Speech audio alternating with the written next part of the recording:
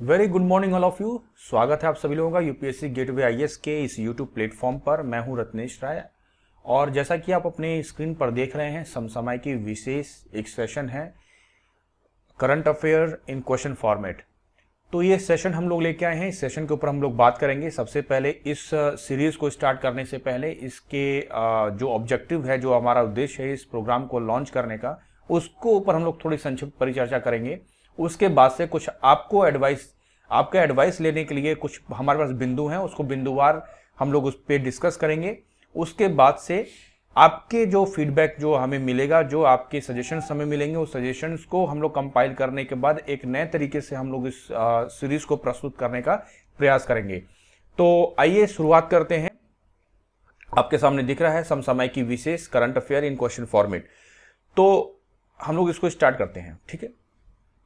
Okay, जैसा कि आप देख रहे होंगे, आपके लेफ्ट हैंड साइड में आपको एक ब्राउज़र दिख रहा होगा। ये ब्राउज़र अनाउंसमेंट है हमारे इंस्टीट्यूट के अंदर, जो कि अलीगंज लखनऊ में है। उसमें बैचेस स्टार्ट होने का अनाउंसमेंट है। आप यूपीएससी और यूपी पीसीएस दोनों के बैच आप ज्वाइन कर सकते हैं। आपको एक बात और बता दूं कि जो भी आउटर के बच्चे जो आते हैं एडमिशन लेने के लिए हमारे संस्थान में, इंस्टीट्यूट में, चाहे वो सीतापुर के हों, रायबरेली के हों, अमेठी के हों, बिजनौर के हों, उन्नाव के हों, कानपुर के हों, और अगर आप उधर चले जाइए बाराबंकी, फैजाबाद, गोंडा, बस्ती, गोरखपुर, बहराइच, मऊ, आजमगढ़ और बनारस, तो यहाँ के भी जो आउटर, जो लखनऊ के नहीं है, लखनऊ से बाहर सिटी में रहते हैं, तो उनके लिए हमारे इंस्टीट्यूट के द्वारा लाइब्रेरी और हॉस्टल फैसिलिटी अवेलेबल है, ठीक है। ओके, ये जो आरंभ आप देख रहे हैं, ये आरंभ हमारा इनिशिएटिव है, यूपीएससी गेटवे आईएएस का इनिशिएटिव है। और ये इनिशिएटिव जो हमारे इंस्टीट्यूट का है, ये वो ऐसे स्टूडेंट के लिए है जो स्टूडेंट अपने 12th के एग्जाम को क्लियर कर चुके हैं, ठीक है। 12th का एग्जाम क्लियर कर चुके हैं और 12th के एग्जाम के बाद जब अंडर ग्रेजुएट होते हैं, यानी जब ग्रेजुएशन फर्स्ट ईयर में वो एडमिशन लेते हैं, तभी से उनकी प्रिपरेशन स्टार्ट हो जाती है सिविल सर्विसेज की, चाहे वो यूपी पीसीएस की बात हो, चाहे यूपीएससी की बात हो। इस कोर्स के बारे में हम लोग जानते हैं, इस कोर्स के बारे में आखिर ये कोर्स लायक हो गया, ठीक। अभी आपको पता होगा, अभी आपके सामने अब एक रिजल्ट डिक्लेयर हुआ यूपी पीसीएस 2018 का, ठीक है। क्या हुआ? फाइनल रिजल्ट डिक्लेयर किया, फाइनल रिजल्ट डिक्लेयर हुआ हालिया में। तो अगर आपने रिजल्ट देखा होगा, तो रिजल्ट के अंदर आपने एक चीज देखा होगा कि जो पहला रैंक होल्डर है, वो कहां से है? हरियाणा से है, हरियाणा से है। दूसरे नंबर पे आपने ध्यान दिया होगा कि जो सेकंड रैंक होल्डर है, ठीक, वो कहां से है? हरियाणा से है, ओके। एंड तीसरी इंपॉर्टेंट बात, जो थर्ड रैंक होल्डर है वो कहां से है? वो यूपी से है। और चौथी इंपॉर्टेंट बात, जो फोर्थ रैंक होल्डर हैं वो कहां से हैं? वो भी यूपी से हैं। एंड फिफ्थ वन, जो फिफ्थ रैंक होल्डर हैं वो कहां से हैं? वो कहां से हैं? वो बिहार से हैं, ठीक, बिहार से। तो आखिर ये बताने का रीजन क्या है? देखो, जैसे कि आपको ये पता है कि एक यूनिवर्सल एक एग्जाम होता है यूपीएससी, जो कि सभी स्टेट सर्विस, जो भी सभी स्टेट के स्टूडेंट जो एस्पिरेंट्स हैं उनके लिए ओपन होता है। इसमें सभी स्टेट जो हमारे इंडिया के अंदर है, वो सभी बच्चे जो है पार्टिसिपेट करते हैं एग्जाम के अंदर, एग्जाम देते हैं। और ओवरऑल पूरे देश के साथ सिविल सेवा अधिकारियों का चयन होता है यूपीएससी के थ्रू। लेकिन इस रिजल्ट से ये पता चलता है, यूपी पीसीएस के रिजल्ट से, कि अगर आप यूपीएससी का एक दूसरा रूप देखने का प्रयास करेंगे तो अब वो यूपी पीसीएस के अंदर भी देखने को मिलेगा। हालांकि उसने साबित कर दिया, यूपी पीसीएस 2018 का जो फाइनल रिजल्ट है उसने साबित कर दिया है कि जो यूपी पीसीएस कमीशन है वो, उसके दरवाजे सभी के लिए खुले हैं। यानी यूपी पीसीएस के अंदर जो बच्चे भी तैयारी करेंगे, जिस स्टेट के भी होंगे, अगर उनके एग्जाम अच्छा दिया होगा, उन्होंने अगर एग्जाम अपना अच्छा लिखा होगा, तो उनको रैंक आएगी। और आप देख लीजिए कि टॉप रैंक जो है वो हरियाणा से है, ठीक है। तो कहने का मतलब मेरा ये है कि जो भी यूपी के जो एस्पिरेंट्स हैं, जो यूपी स्पेशल यूपी के ही जो निवासी हैं, जो यहाँ के नागरिक हैं, जो बच्चे हैं, उनको अब एक टफ कंपटीशन पूरे ऑल ओवर इंडिया से मिलने वाला है। क्यों? क्योंकि दोनों का जो सिलेबस है, यूपी पीसीएस और जो यूपीएससी का जो सिलेबस है, ठीक, आपको पता होगा कि यूपीएससी का जो सिलेबस है वो 2011 में चेंज किया था यूपीएससी कमीशन ने, जब सीसेट इंट्रोड्यूस हुआ था। उसके बाद 2013 के अंदर सिलेबस चेंज हुआ यूपीएससी ने, फिर उसके बाद 2015 के अंदर सिलेबस चेंज हुआ। ओके, तो इसके मैं कारण बता दे रहा हूं कि आखिर यूपी पीसीएस के अंदर आखिर ये बाहर आउटर के स्टूडेंट्स क्यों आ रहे हैं इतने ज्यादा। ठीक, अब देखो क्या हुआ कि यूपी पीसीएस ने क्या किया कि यूपीएससी के सिलेबस को, ठीक है, फॉलो किया और 2018 में इस बदलते हुए यानी यूपीएससी पैटर्न के ऊपर जो पहला एग्जाम यूपी पीसीएस ने कंडक्ट कराया 2018 के अंदर। लेकिन आप ये देखो कि जो यूपीएससी के स्टूडेंट हैं, जो अदर स्टेट के बच्चे, जो अदर स्टेट के एस्पिरेंट्स हैं, जो तैयारी करते हैं दिल्ली के अंदर या फिर साउथ इंडिया के विभिन्न इंस्टीट्यूट्स के अंदर, हरियाणा के अंदर या फिर बिहार के अंदर या फिर आप एमपी देख लीजिए, आप राजस्थान देख लीजिए, वहाँ के सभी स्टूडेंट जो है अपने अलग अलग सिटीज़ में, कोई इलाहाबाद जा रहा है, कोई दिल्ली जा रहा है, कोई बेंगलोर जा रहा है, कोई पुणे जा रहा है, कोई महाराष्ट्र जा रहा है। तो इस तरीके से आप ये देखेंगे कि जो बच्चे तैयारी कर रहे हैं ये इस पैटर्न पर, जो कि यूपी पीसीएस ने फॉलो किया यूपीएससी को, इस पैटर्न को स्टूडेंट लगभग 2018 से यूज टू हैं। ठीक है, इस सिलेबस की यूज टू हैं 2018 से, राइट। तो जो बच्चे 2018 से ही इस सिलेबस को पढ़ रहे हैं और जो लोग केवल ये सोचते हैं यूपी पीसीएस के स्टूडेंट, कुछ कड़वी बातें मैं जरूर बोलूंगा, हो सकता है कि आपको बुरा लग जाए, ठीक है, लेकिन आप याद रखिएगा कि जो दवा होती है जितनी कड़वी होती है वो उतना ही ज्यादा अच्छे तरीके से आपकी हेल्थ को रिकवर करती है। इस चीज को आप बैठा के रखिएगा अपने माइंडसेट के अंदर। तो अन्यथा ना लें, इसको एक सजेशन के रूप में लें जो मैं बोल रहा हूं, और ये आपके बहुत काम आने वाला है। ठीक है, तो जो यूपी के, जो हमारे उत्तर प्रदेश राज्य के जो स्टूडेंट्स हैं, जो एस्पिरेंट्स हैं, जो केवल मोटिवेट होके कि बस केवल यूपी पीसीएस ओरिएंटेड जो तैयारी करते हैं, ठीक है, जो ओरिएंटेड तैयारी करते हैं, अभी तक जो प्रथा थी, जो वे ऑफ लर्निंग थी, वो ये थी कि भाई आप कोई भी मैगजीन पढ़ के आप चले जाओगे, लाइक घटना चक्र है, घटना सार है, बहुत सारे ऐसे करंट अफेयर के बुक्स आती हैं, या फिर कोई भी एक क्वेश्चन बैंक उठा के देख लीजिए, मेंस के सॉल्व क्वेश्चन उठा के लोग पढ़ते हैं। और मैं तो ये कहूंगा कि लोग इतने ज्यादा उस चीज को पढ़ चुके हैं कि उनको ये तक पता है कि फलाना क्वेश्चन आपको इस पेज पर, इस पैराग्राफ में आपको मिल जाएगा। ठीक है, तो कहने का मतलब बस जस्ट मेरा ये है कि देखो, आपको अब कंपटीशन मिलने वाला है। कंपटीशन इसलिए मिलेगा कि यूपीएससी के जो बच्चे प्रिपरेशन कर रहे थे वो 2018 से इस सिलेबस के यूज टू हैं। ठीक, इस सिलेबस को 2018 से पढ़ रहे हैं, बस उनको क्या करना है कि यूपी स्पेशली तो पढ़ना है, यूपी स्पेशली तो पढ़ना है। लगभग 15 दिन के अंदर यूपी स्पेशल पूरी तरीके से फिनिश किया जा सकता है। ठीक है, तो कहने का मतलब बस ये है कि आपको अब कंपटीशन मिलेगा ऐसे स्टूडेंट्स को जिनका केवल सपना है यूपी पीसीएस एग्जाम। ठीक है, तो अब आपको मेरे हिसाब से क्या है कि आपको अपने वे ऑफ लर्निंग को चेंज करना होगा। ठीक, क्यों चेंज करना होगा मैं आपको एक बात बता देता हूं एक एग्जांपल के साथ। ठीक, जैसे कि कोई टॉपिक है, ठीक है, कोई टॉपिक है, अब ये टॉपिक हो सकता है कि आपके सब्जेक्ट से हो सकता है कि आपके सब्जेक्ट से हो। सब्जेक्ट का मतलब history, geography, polity, economics, general science, environment and ecology, ठीक है, या फिर वो हो सकता है करंट इश्यू से हो, करंट अफेयर से हो। ठीक है, अब क्या है कि जो सब्जेक्ट है, इस सब्जेक्ट को हम बोलते हैं स्टैटिक पोर्शन। ठीक है, स्टैटिक पोर्शन इसको बोलते हैं, और जो ये करंट अफेयर है इसको हम बोलते हैं डायनेमिक पोर्शन। डायनेमिक पोर्शन, ठीक है, डायनेमिक यानी कि बदलता हुआ, है ना। अब जैसे कि एक मान लीजिए कि सपोज टू बी कि एक करंट अफेयर का एक इशू है, और इस करंट अफेयर के इशू के अंदर हमें ये करंट अफेयर में पता चलता है कि हमने 1 अगस्त को हमने क्या मनाया, हमने मनाया लोकमान्य बाल गंगाधर तिलक का 100वीं पुण्य तिथि। ठीक है, तो ये एक न्यूज है, एक जस्ट ये न्यूज है। अब आप ये सोच रहे हैं कि वन लाइनर ये पूछ लेगा, देखिए वन लाइनर का जमाना चला गया है। तो लोकमान्य बाल गंगाधर तिलक जो है ये न्यूज में रहे हैं। क्यों न्यूज में रहे हैं? क्योंकि भाई इनकी शताब्दी, मतलब यानी कि 100वीं पुण्यतिथि हमने मनाई है ना। और ये आपको पता होगा कि लोकमान्य बाल गंगाधर तिलक लाल बाल पाल, आप इतिहास के झरोखे में अगर आप झांकने का प्रयास करेंगे तो आपको वहां पे एक वर्ड पता चलता है, लाल बाल पाल। ठीक है, लाल बाल पाल। तो लाल से क्या हो गया, लाला लाजपत राय, बाल से बाल गंगाधर तिलक और पाल से विपिन चंद्र पॉल। ठीक है, तो जब 1885 के अंदर कांग्रेस का जब निर्माण होता है, जब स्थापना होती है कांग्रेस की, ठीक है, उसके बाद से ये जो राजनीतिक पार्टी है दो गुटों में बट गई थी, जिसे एक कहते थे उग्रवादी गुट और एक कहते थे उदारवादी गुट। ठीक है, तो जो हमारे बाल गंगाधर तिलक थे, जो बाल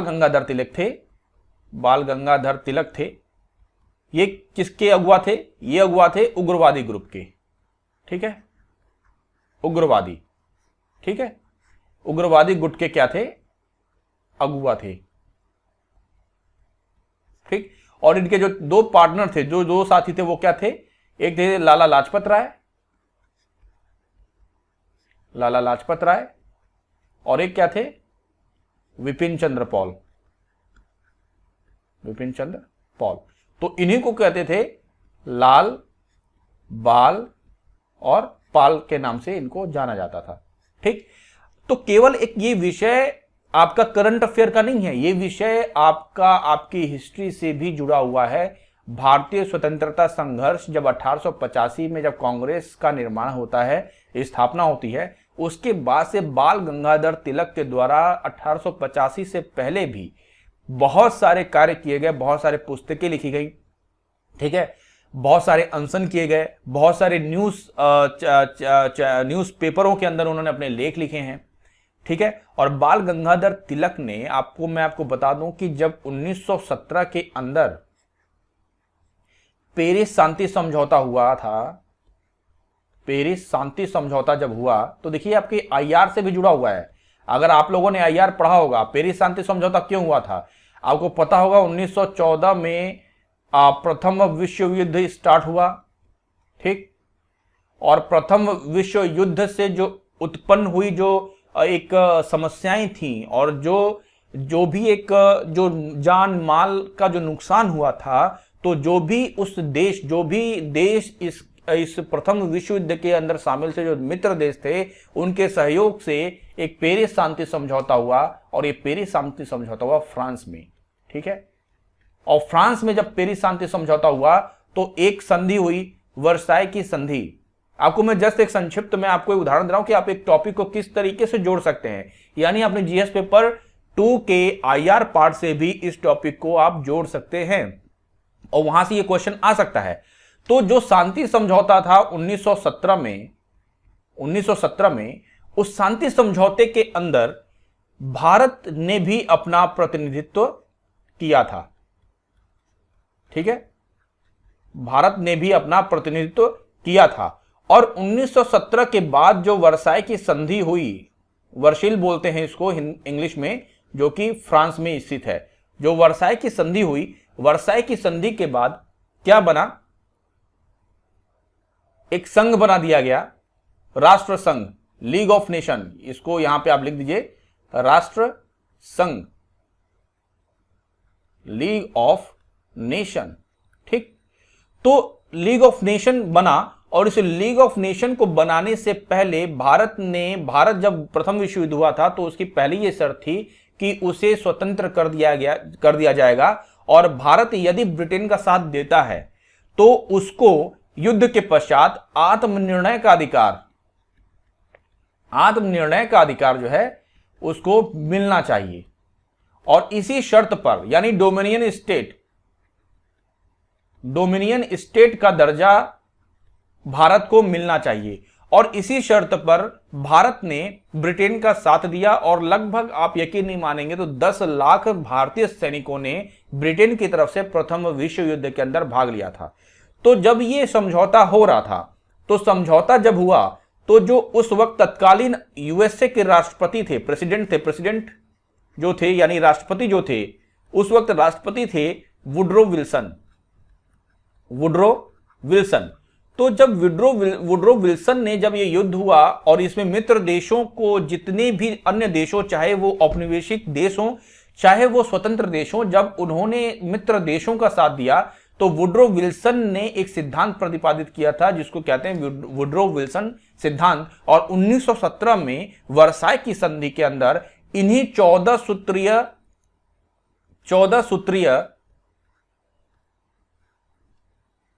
वुड्रो सिद्धांत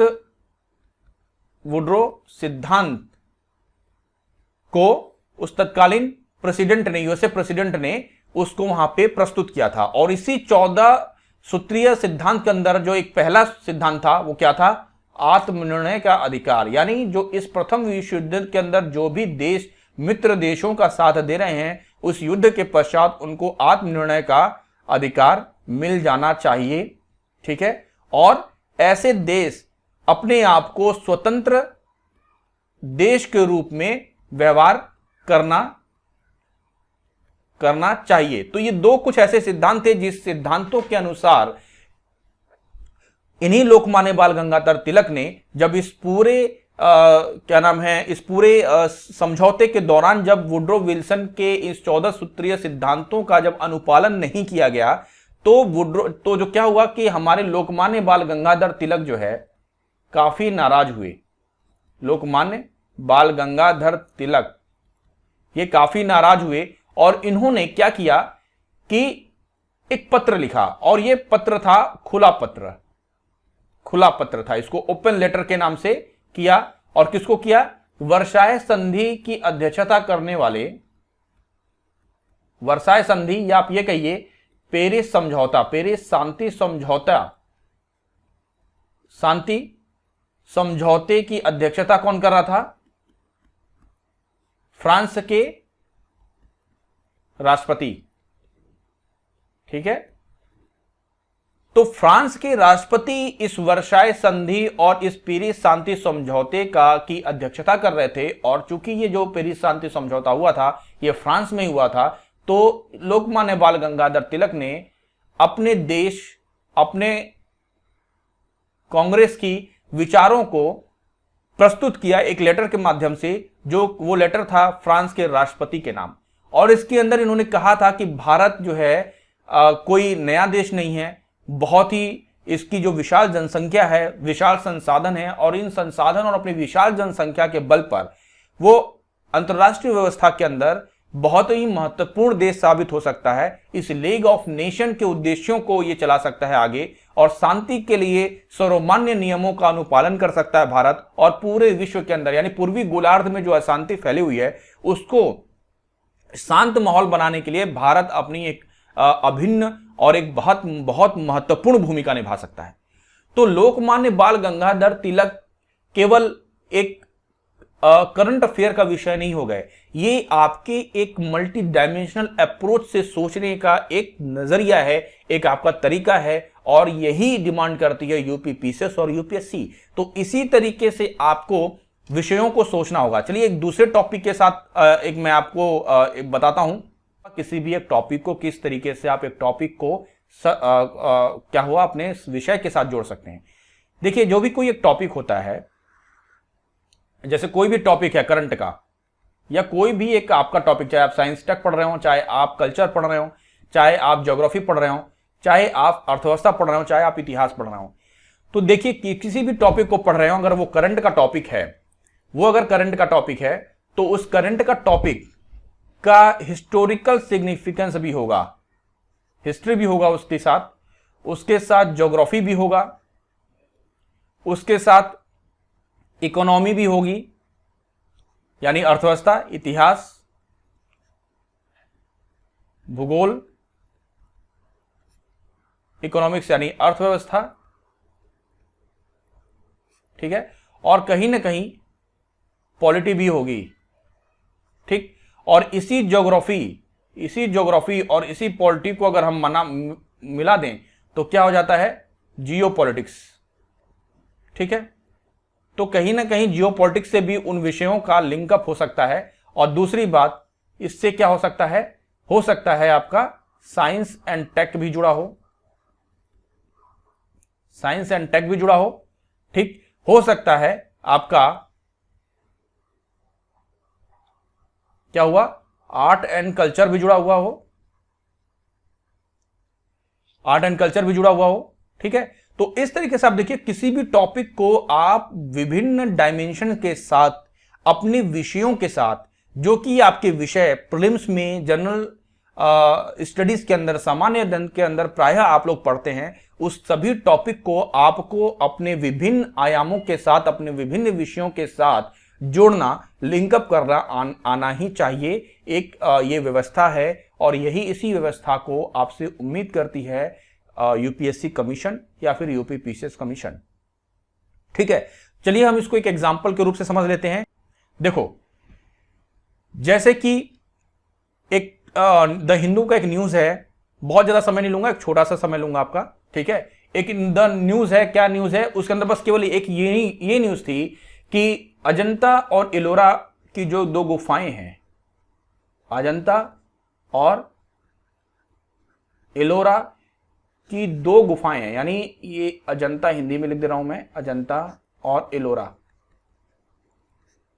एलोरा, इसकी दो केव को यानी दो गुफाओं को, दो केव को यानी गुफाओं को क्या किया था, महाराष्ट्र गवर्नमेंट ने,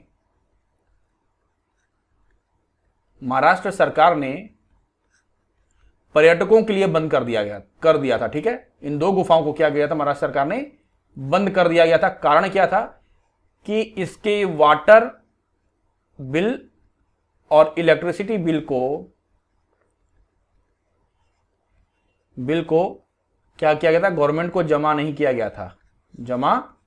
गया था। आपको पता होगा कि जितने भी हमारे मॉन्यूमेंट्स हैं, जो भी हमारे ऐतिहासिक विरासत के जो स्थल हैं, उनकी केयर के लिए, उनके संरक्षण के लिए सरकार ने क्या किया है, उसका क्या कर दिया है, जो प्राइवेट संस्थाएं हैं, प्राइवेट संस्थाएं, ऑर्गेनाइजेशन, प्राइवेट इंस्टीट्यूशन, कोई कंपनी हो, कोई इंस्टीट्यूट हो, जो कि एक अपने किसी भी गोद ले ले किसी भी संस्था को, तो उसको दे दिया गया था और उस संरक्षण का जिम्मा इस प्राइवेट इंस्टीट्यूट को था, संस्थान को था। और इस प्राइवेट जो ऑर्गेनाइजेशन है उसने इस वाटर बिल और इलेक्ट्रिसिटी बिल को क्या हुआ, गवर्नमेंट को सबमिट नहीं किया था। अराउंड 10 करोड़ रुपीस लगभग ये अमाउंट था।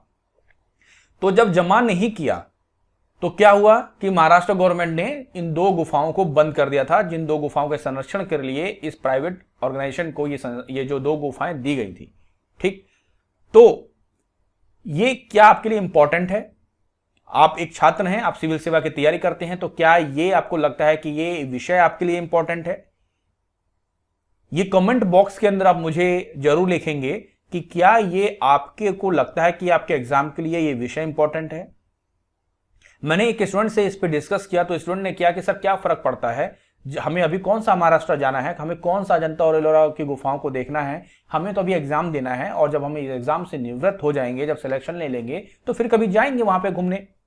लेकिन ये तो आप स्टूडेंट सोच रहे हो, लेकिन जो एग्जाम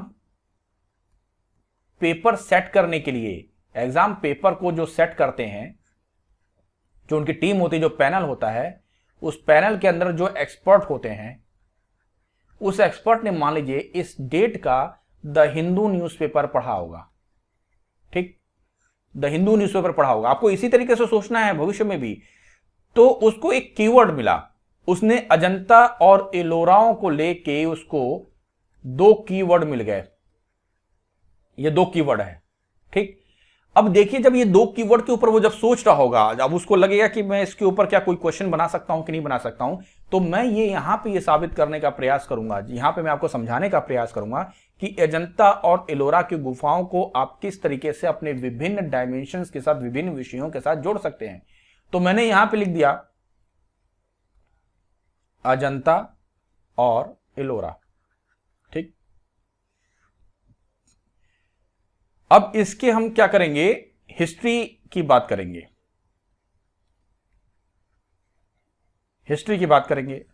और हिस्ट्री में भी किसकी बात करेंगे, हम एंशिएंट हिस्ट्री की बात करेंगे, पहले एंशिएंट हिस्ट्री की बात करेंगे, ठीक। तो सबसे पहली चीज, अजंता और एलोरा की गुफाओं को बनाया किसने, ठीक।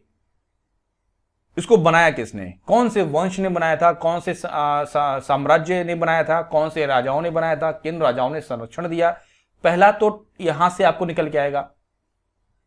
दूसरा निकल के आएगा कि आखिर ये अजंता और एलोरा की जो दो गुफाएं हैं वो सबसे महत्वपूर्ण किस विशेष धर्म संप्रदाय के लिए ही जानी जाती हैं। तो आपके वहां पे जो सबसे बड़ा नाम आएगा वो आएगा बौद्धिज्म का। ठीक, उसके बाद हालांकि जैन के लिए भी उपयोग की जाती थी, लेकिन सबसे ज्यादा बौद्धिज्म के लिए यानी बौद्ध धर्म के लिए, ये बौद्ध धर्म के संरक्षण, प्रचार और प्रसार के लिए इन अजंता और एलोरा गुफाओं की अपनी एक अलग भूमिका थी। ठीक है, तो जब आप बौद्धिज्म पढ़ रहे होंगे तो आप इस बौद्धिज्म के अंदर से कैसे क्वेश्चन आए आपने देखा होगा। प्रीवियस ईयर पेपर को उठा के देखिए, क्या पूछा, स्तूप पूछा है। ठीक है, स्तूप, चैत्य और विहार। ठीक, ये जब इसका समझ रहे, तो स्तूप पूछा है, स्तूप और चैत्य और विहार के अंदर अंतर है, तो इसके अंदर आप आर्ट एंड कल्चर से भी इसको जोड़ सकते हो, क्योंकि हम यहाँ पे स्थापत्य कला या वास्तुकला भी हम पढ़ते हैं, स्थापत्य कला या वास्तुकला भी पढ़ते हैं, और स्थापत्य कला के अंदर ही स्तूप, चैत्य और विहार का अध्ययन करते हैं। ठीक है, तो यहां से क्वेश्चन बन सकता है।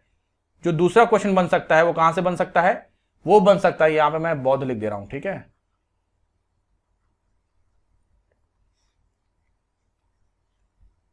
बुद्ध। ठीक है, तो यहां से क्वेश्चन आ गया।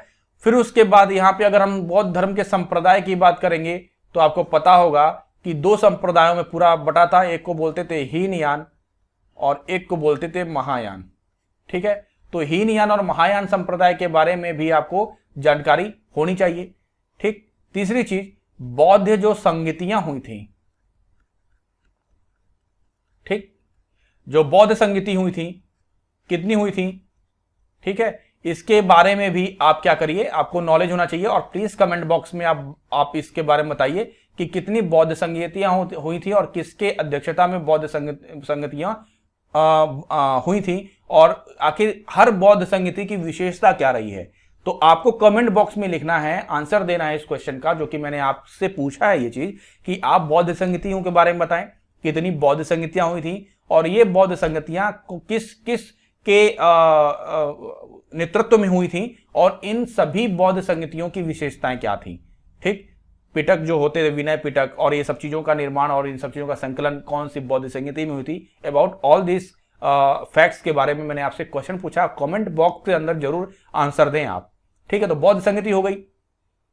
तो बौद्ध संगति, जब बौद्ध धर्म की बात आती है तो उसके बाद हम अशोक की भी बात करेंगे। ठीक, अशोक, और अशोक ने जब कलिंग के युद्ध के बाद जब बौद्ध धर्म अपनाया था, उसके बाद से इस बौद्ध धर्म के प्रसार के लिए, प्रचार के लिए उसने विभिन्न अभिलेखों का निर्माण किया था, पुरालेखों का निर्माण किया था, अपने पुत्र और पुत्रियों को विभिन्न देशों के अंदर इसके प्रचार प्रसार के लिए भेजा था। इसलिए अशोक को पढ़ना भी बहुत महत्वपूर्ण हो जाता है। ठीक, उसके बाद इसी इतिहास के अंदर ही हम इन गुफाओं के प्रकारों के बारे में भी पढ़ते हैं कि गुफा नंबर 13 में या गुफा नंबर 6 में या गुफा नंबर 7 में किस प्रकार की चीजें पाई जाती हैं। ठीक है, और जब आप आर्ट एंड कल्चर पढ़ते हो, जब आप आर्ट एंड कल्चर पढ़ेंगे तो उस कल्चर के अंदर भी देखिए, मैं आपको एक नेक्स्ट बता दूं कि इसको हम दूसरी चीज से कैसे जोड़ सकते हैं। हम अब इसको आर्ट एंड कल्चर से कैसे जोड़ सकते हैं। आपको पता होगा कि अजंता और एलोरा की जो गुफाएं हैं वो अपनी चित्रकारी के लिए प्रसिद्ध हैं, चित्रकला के लिए, चित्रकारी के लिए। ठीक है, पेंटिंग्स के लिए। और इस चित्रकारी को क्या कहते हैं, वॉल पेंटिंग्स कहते हैं, वॉल पेंटिंग्स कहते हैं। वॉल पेंटिंग्स को हिंदी में कहते हैं भित्ति चित्रकारी या भित्ति चित्रकला। ठीक है, चित्रकला। और भारत में जो अजंता और एलोरा की जो गुफाएं हैं, ये एक समृद्ध धरोहर है भारत में भित्ति चित्रकला को लेके। ठीक है, तो ये जब भित्ति चित्रकला को आप जोड़ेंगे तो भित्ति चित्रकला किस तकनीक से बनी है, तकनीक। ठीक है, तत्कालीन समय की जो टेक्नोलॉजी है, तो इसको आप देखेंगे, आप इसको बोलेंगे फ्रेस्को टेक्नोलॉजी, फ्रेस्को तकनीक। ठीक है, तकनीक। तो इसके बारे में यहां से भी क्वेश्चन पूछा गया है आपके एग्जाम्स के अंदर, तो इस तरीके से आपको सोचना है। ठीक है, और दूसरी चीज, यूनेस्को ने आपको पता होगा कि अजंता और एलोरा की इन गुफाओं को क्या किया है, विश्व विरासत स्थल घोषित किया है। क्या किया है, विश्व विरासत स्थल घोषित किया है। ठीक है, विश्व विरासत स्थल घोषित किया है। तो ये इंपॉर्टेंट हो गया। अब इसको ज्योग्राफी से आप कैसे जोड़ोगे, तो यहां पे मान लो मैंने लिख दिया भूगोल। ठीक है, भूगोल से कैसे जोड़ोगे आप इस विषय को, तो भूगोल के अंदर आपको पता है कि जो ये दो गुफाएं हैं वो महाराष्ट्र के अंदर हैं। ठीक, पहली बात महाराष्ट्र के अंदर है। ठीक है, दूसरी चीज, इन दो गुफाओं को, जो पूरी अजंता और एलोरा की जो गुफाएं हैं वो किसको काट के बनाएंगे, किस पर्वतमाला को काट के बनाई गई हैं, तो ये जो है वो सह्याद्री पर्वतमाला को काट के बनाया गया है। सह्याद्री पर्वतमाला। ठीक है, सह्याद्री माउंटेन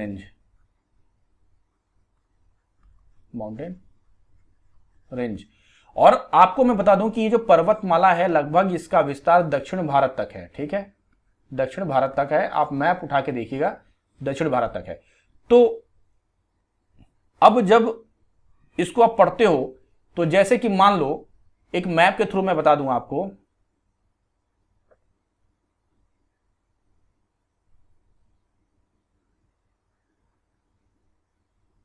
जैसे इंडिया का मैप है, ये श्रीलंका हो गया मान लीजिए। ठीक है, ये श्रीलंका है और ये इंडिया है। ठीक है, अब महाराष्ट्र के अंदर अजंता और एलोरा की गुफाएं हैं जो कि सह्याद्री पर्वतमाला को काट के बनाई गई हैं, लेकिन जो इसका विस्तार है वो पश्चिमी घाट तक है। ठीक है, ये पश्चिमी घाट है आपका। तो आपका एक कीवर्ड हो गया पश्चिमी घाट। और पश्चिमी घाट क्या है, एक बायोडायवर्सिटी हॉटस्पॉट है। और ये बायोडायवर्सिटी हॉटस्पॉट है तो पूरे वर्ल्ड में, ठीक है, ये 8th लार्जेस्ट बायोडायवर्सिटी क्या है, स्पॉट है, यानी हॉट स्पॉट है। ठीक है, 8th लार्जेस्ट बायोडायवर्सिटी हॉटस्पॉट। इसका मतलब कि ये टॉपिक एनवायरमेंट एंड इकोलॉजी से भी जुड़ गया, यहां से भी क्वेश्चन आ सकता है। ठीक है, और जब आप इसको पढ़ रहे हैं पश्चिमी घाट को, इस पश्चिमी घाट को जब आप पढ़ रहे हो तो आपको यह पता होगा कि इस पश्चिमी घाट पर विभिन्न दर्रे हैं। कौन से दर्रे हैं, अगर मैं यहां पे लिखूं, पाल घाट आपको मिलेगा, थाल घाट मिलेगा और भोर घाट मिलेगा। ठीक, ये 3 जो हैं दर्रे हैं। ठीक, अब क्वेश्चन ये भी पूछा गया है, आप प्रीवियस क्वेश्चन पेपर में उठा के देखो कि यहां से प्रमुख राष्ट्रीय राजमार्ग कौन कौन से जुड़ते हैं। यानी अगर मैं मुंबई और आगरा के राष्ट्रीय राजमार्ग के बारे में बात करूं तो आपको क्वेश्चन पूछा गया है और पूछ सकता है कि यह राष्ट्रीय राजमार्ग जो है इन किन दर्रों से होकर गुजरता है, और यहां से क्वेश्चन बदस्तूर आए भी हैं। ठीक है, दूसरी चीज कि जब हम दक्षिण भारत के अंदर जाते हैं तो दक्षिण भारत के अंदर आपसे यह पूछ सकता है हाईएस्ट पीक यानी जो सर्वोच्च चोटी है दक्षिण भारत की वो कौन सी है। क्या दोदा बेटा है, या अनाईमुडी है।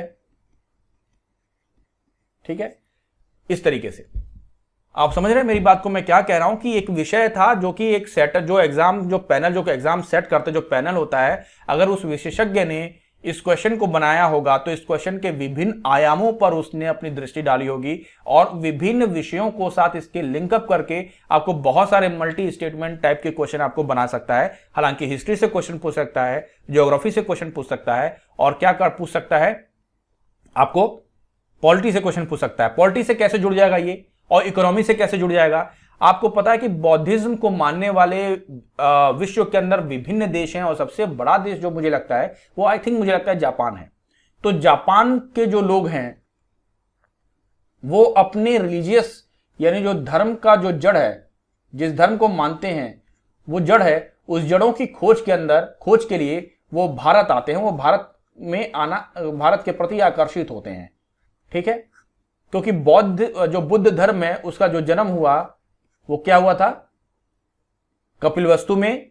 ठीक है, हालांकि वो नेपाल में था, लेकिन जो बुद्ध का जो अधिकतर जो जीवन हुआ वो भारत के अंदर हुआ। उन्होंने जो उपदेश दिया वो सारनाथ में दिया, सारनाथ भारत में है, और उनका जो परिनिर्वाण हुआ वो कुशीनगर में हुआ, कुशीनारा में, ठीक है, कुशीनारा में। तो अपनी जड़ों को खोजने के लिए विभिन्न देशों के जो बौद्ध धर्म के जो अनुयायी हैं, उनके जो समर्थक हैं, उस धर्म को जो मानते हैं, वो भारत के अंदर आते हैं। और भारत के अंदर जब आते हैं तो भारत के अंदर निवास करते हैं। और जब भारत के अंदर निवास करेंगे तो भाई बिना खाए पिए तो रहेंगे नहीं, रोड पे तो सोएंगे नहीं। तो क्या करते हैं कि वो होटल लेते हैं, होटल लेते हैं, ठीक है। यहां पे जीवन यापन के लिए क्या करते हैं, मनी क्या करते हैं, खर्च करते हैं।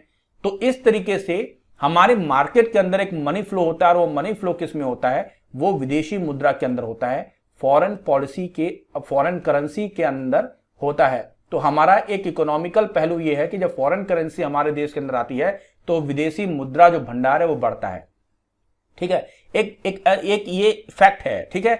दूसरा फैक्ट क्या हो गया कि जो हमारा सर्विस सेक्टर है, सर्विस सेक्टर यानी सेवा क्षेत्र जो है, वो सेवा क्षेत्र मान लीजिए कि क्या हो गया कि होटल्स हो गए, सर्विस प्रोवाइड करने वाले हो गए, हॉस्पिटैलिटी हो गई, होटल्स हो गए, मेडिकल इक्विपमेंट्स, मेडिकल सुविधाएं हो गई, तो वो भी बूम कर रहा है। और सबसे बड़ी बात क्या है कि हमारा पर्यटन जो है यानी टूरिज्म है, जो पर्यटन है वो भी क्या कर रहा है, बूम कर रहा है। वो भी क्या कर रहा है, ग्रोथ कर रहा है इन लोगों के आने की वजह से। जब लोग ये इंडिया में विजिट करते हैं तो इकोनॉमी भी जुड़ी है और पॉलिटी भी जुड़ी है, क्योंकि कहीं ना कहीं बुद्ध धर्म को मानने वाले देशों के साथ हमारे देश के रिलीजियस सेंटिमेंट्स, ठीक है, यानी धार्मिक भावनाएं जुड़ी रहती हैं, धार्मिक भावनाएं जुड़ी हैं, ठीक है।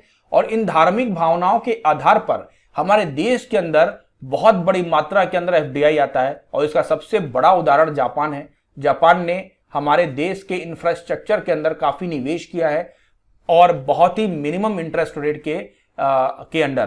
तो जैसे आपने मेट्रो रेल आपने देखा, जो दिल्ली मेट्रो है उसके अंदर भारी निवेश हुआ। इसी तरीके से विभिन्न संरचनागत जो हमारे विकास कार्य हैं भारत में, उसके अंदर जापान काफी निवेश करता है, ठीक है, इसी रिलीजियस सेंटिमेंट्स की वजह से। यानी कि अगर हम इसको मुख्य परीक्षा से जोड़ना चाहें इस विषय को, तो इस मुख्य परीक्षा से हम जीएस पेपर 2 का आईआर का खंड जोड़ सकते हैं। आईआर का जो पार्ट है यानी इंटरनेशनल जो रिलेशन है, अंतरराष्ट्रीय जो व्यवस्था है, इससे भी इस टॉपिक को जोड़ सकते हैं, ठीक है।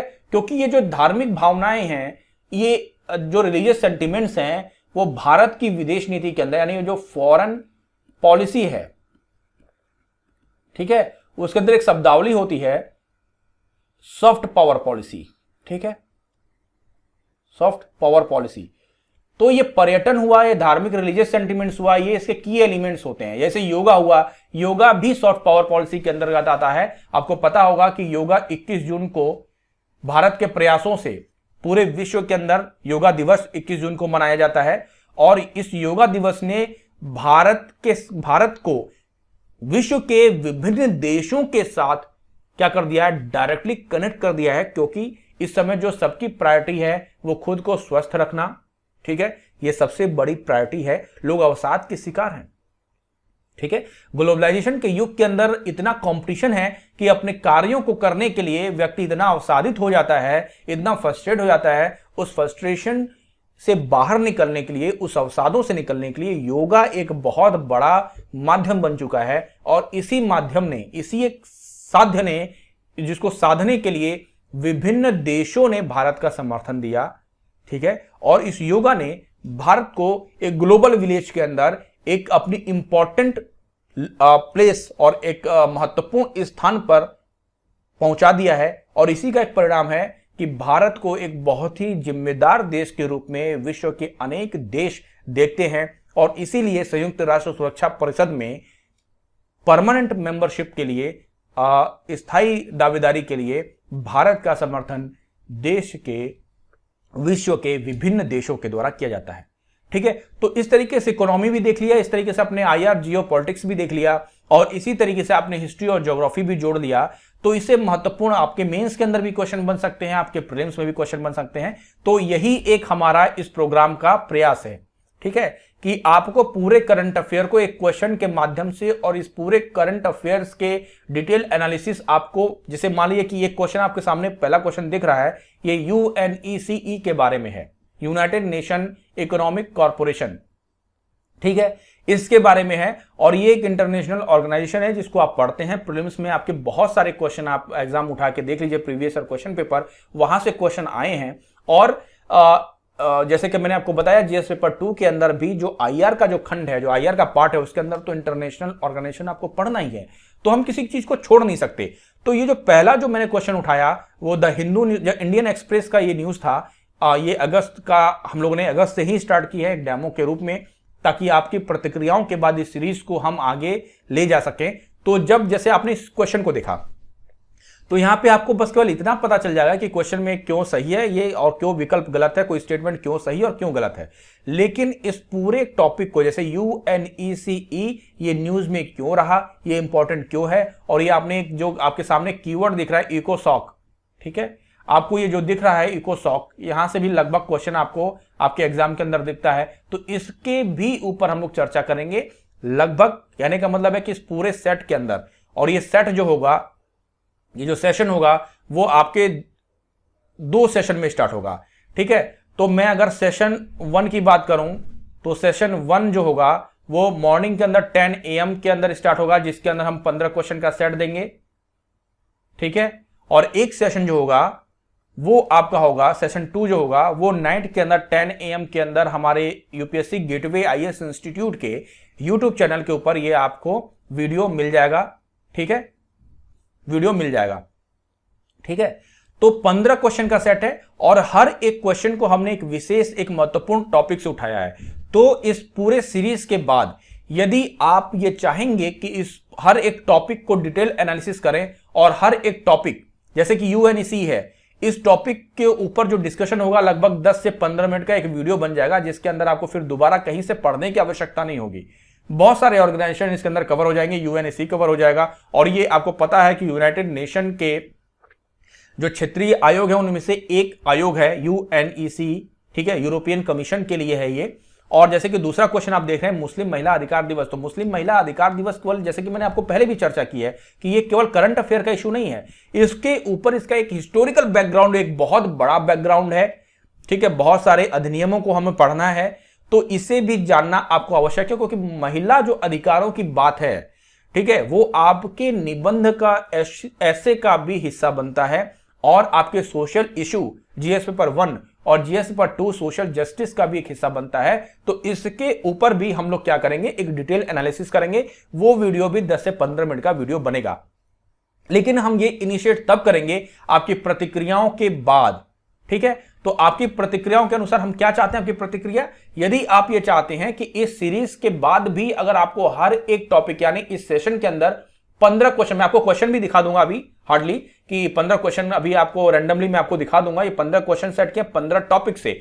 लेकिन अगर आप ये चाहेंगे कि सर, आप ये कमेंट बॉक्स में आप लिखिए कि सर मुझे हर एक टॉपिक के ऊपर एक वीडियो चाहिए, डेडिकेटेड वीडियो चाहिए, तो उसको भी हमें बहुत ही खुशी होगी इस वीडियो को बनाने के लिए। हम प्रस्तुत हैं आपके लिए, बस आपको क्या है कि अपनी वे ऑफ लर्निंग को अब चेंज करना है। हमारे इंस्टीट्यूट का प्रयास है कि हिंदी माध्यम में जो पूर्वाग्रहों से जो ग्रसित हैं कि भाई हिंदी माध्यम के स्टूडेंट के साथ पार्शियलिटी होती है, हमें इसका खंडन करना है, और मैं खंडन करता भी हूं। हालांकि इसका कोई भी भाषाई समस्याएं नहीं है, समस्या है आपके वे ऑफ लर्निंग के अंदर, जिसको हम सॉल्व करने का अपना पूरा प्रयास करेंगे और कर भी रहे हैं।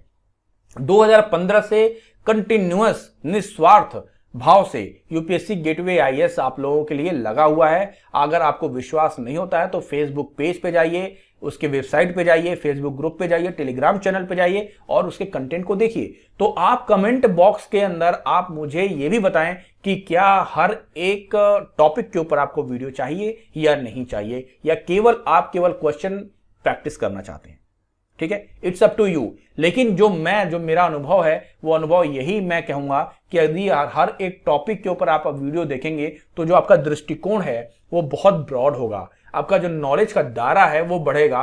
और जब नॉलेज का दायरा बढ़ेगा तो इसके अंदर हम प्रैक्टिस ये भी कराएंगे कि आपका बढ़े हुए नॉलेज के दायरे को 250 शब्दों में, 200 शब्दों में, 150 शब्दों में किस तरीके से उसको कंपाइल करना है, यानी राइटिंग प्रैक्टिस, ठीक है। यानी जितना आप राइटिंग प्रैक्टिस करेंगे आपका जो चयन होने की जो संभावनाएं हैं उतनी ही बढ़ेंगी, ठीक है। तो उससे आलस्य में मत आइएगा, ठीक, आपको कोई सिखाने के लिए तत्पर है, आप उस अपॉर्चुनिटी को ग्रैब करिए। ठीक है, उस अपॉर्चुनिटी को अपनाइए और हमारे साथ जुड़िए। और मैं ये लास्ट है, और लास्ट में मैं बस केवल इतना कहना चाहूंगा कि जो लोग भी इस वीडियो को देख रहे हैं, जो नए लोग हैं, जो ऑलरेडी हमारे सब्सक्राइबर हैं, जो हमारे स्टूडेंट्स हैं हमारे इंस्टीट्यूट के, और जो लोग देखते हैं, उनका बहुत प्यार मिला है और उन्होंने हमें बहुत ही मोटिवेट किया है। इसके लिए मैं आप सभी लोगों का आभारी हूं। और अभी इस वीडियो के साथ लगभग 15 दिन के आइसोलेशन के बाद मैं आपके सामने हाजिर हूं। जो हमारा पहला वीडियो था वो आईआर पर था, और विश्वास मानिए कि वो आईआर का लेक्चर जो है वो कंटिन्यूअस होगा। विभिन्न विषयों के ऊपर हम अपना अब लेक्चर कंटिन्यूअस आपको प्रोवाइड कराएंगे। लेकिन आइसोलेशन था क्योंकि मुझे इमरजेंसी के अंदर मुझे क्या हुआ, लखनऊ की यात्रा करनी पड़ी। और आप जानते हैं पेंडेमिक कोरोना जो 19 है उसके अंदर precaution is better than cure. तो परिवार को भी संरक्षित करना था, परिवार की भी सुरक्षा करना था, तो मैंने खुद को आइसोलेट किया 15 दिनों के लिए। उसके बाद से आपके सामने फिर से हाजिर हूं। तो आप प्लीज जो नए हैं वो इस चैनल को सब्सक्राइब करिए, इस चैनल को जुड़िए, इसके लिंक को शेयर करिए और बेल आइकन को हिट करना बिल्कुल ना भूलिए, क्योंकि जो भी नए वीडियोस यहां पे अपलोड किए जाएंगे वो सबसे पहले आप तक पहुंचेंगे।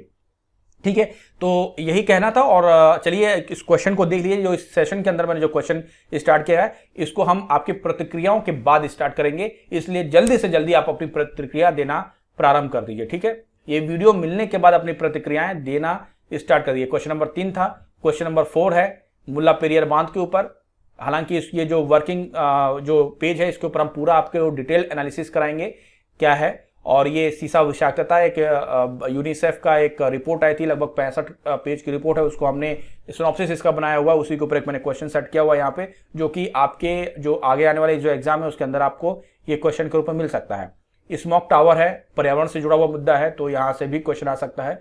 ग्रामोद्योग विकास योजना, योजनाएं जो है तो होती हैं, आपको पता होता है कि प्राय क्वेश्चन के रूप में पूछा जाता है एग्जाम्स के अंदर।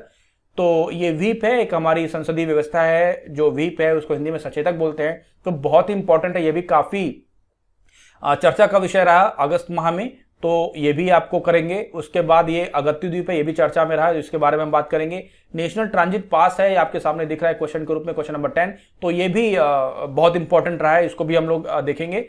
और बेइडो जो है एक चाइना का एक इनिशिएटिव है, तो इसको भी हम पढ़ेंगे। हालांकि ये क्वेश्चन पूछता है क्योंकि ये साइंस एंड टेक का पार्ट है, स्पेस टेक्नोलॉजी की बात है।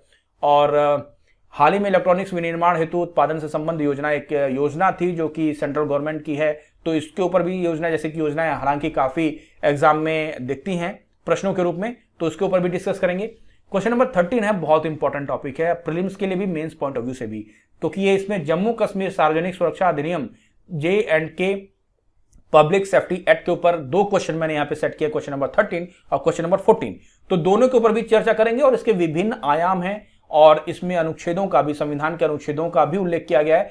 तो इसके अंदर जब मैं इस सेशन को स्टार्ट करूंगा तो मैं बताऊंगा कि एक करंट अफेयर के पोर्शन को हमने करंट अफेयर का संदर्भ तो रखा है, लेकिन उसके साथ हमने स्टैटिक पोर्शन जोड़ दिया है। स्टैटिक पोर्शन का मतलब है कि इंडियन पॉलिटी जोड़ दिया है। ठीक है, इस अधिनियम की जो धारा है उसको तो हमने समाहित किया, क्योंकि वो भी स्टैटिक है। हालांकि ये न्यूज क्या था, वो करंट अफेयर का न्यूज था, लेकिन हमने स्टैटिक पोर्शन क्या जोड़ा है, संविधान के अनुच्छेद 22(3), आप ऑप्शन डी देखिए इसके अंदर कि अनुच्छेद 22(3) और अनुच्छेद 22(1) को भी हमने शामिल किया है। तो उसी बदलते हुए पैटर्न के अनुसार यूपीएससी गेटवे आईएएस ने एक ये सीरीज स्टार्ट कर रहे हैं। यह बहुत ही इंपॉर्टेंट आपके लिए साबित होगा।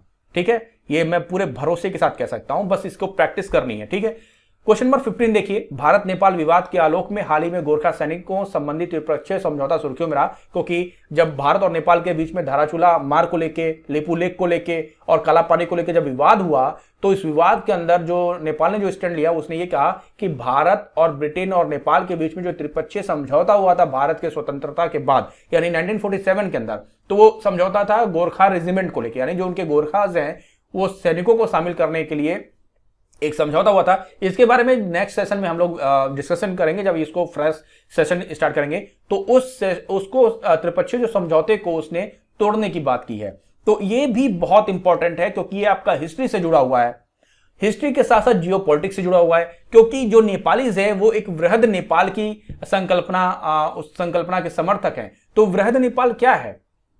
ठीक है, तो उसके ऊपर भी हम लोग चर्चा करेंगे कि वृहद नेपाल क्या है, क्या आंग्ल और नेपाल के बीच में कभी युद्ध हुआ था, सुगौली की संधि आपने सुनी होगी, तो सुगौली की संधि, तो ये सारे क्वेश्चन आपके एग्जाम्स के अंदर इंपॉर्टेंट हैं, तो इनको हम एक व्यवस्थित क्रम से यहां पे बस केवल क्वेश्चन आंसर डिस्कस करेंगे। लेकिन जैसा कि मैंने आपको कहा कि आप अपनी प्रतिक्रिया देंगे कि आपको इस टॉपिक के ऊपर एक पर्टिकुलर एक इंडिविजुअल वीडियो चाहिए या नहीं चाहिए, तो उस पर्टिकुलर वीडियो के अंदर जब मैं बनाऊंगा तो व्यवस्थित क्रम से मैं इसको डिस्कस करूंगा, हर एक डाउट को आपको क्लियर कर दूंगा। और एक ये भी व्यवस्था है कि अगर आपको उस विषय से, उस सेशन से यदि आपको कोई समस्या आती है तो आप कमेंट बॉक्स के अंदर समस्या करें, और मैं आपको वादा करता हूं कि विद इन 12 आवर्स के अंदर उन सभी समस्याओं को मैं यहां पे लिख के आपके नाम के साथ उसको मैं दूर करने का प्रयास करूंगा।